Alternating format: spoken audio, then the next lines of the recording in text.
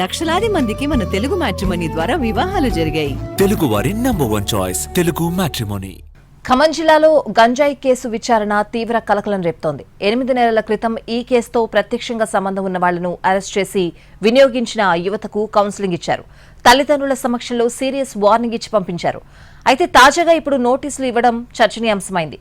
అప్పట్లో గంజాయి విక్రయాలు, కొనుగోళ్ల విషయంలో పదుల సంఖ్యలో కేసులు నమోదయ్యాయి.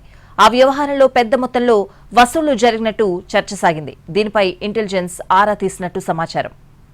గత ఏడాది అక్టోబర్లో ఖమ్మం జిల్లా సత్తుపల్లిలో గంజాయి కేసులో కొందరిని అరెస్ట్ చేసి జైల్లో వేశారు. అప్పట్లో కొనసాగిన విచారణ సందర్భంగా మరో 82 మంది కూడా గంజాయి కేసుతో ప్రత్యక్షంగా, పరోక్షంగా సంబంధాలున్నట్లు పోలీసులు సమాచారం సేకరించారు.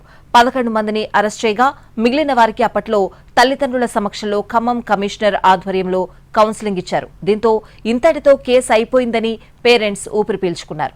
కట్ చేస్తే 8 నెలలు గడిచిన తర్వాత ప్రస్తుతం వారందరికీ నోటీసులు జారీ అవుతున్నాయి.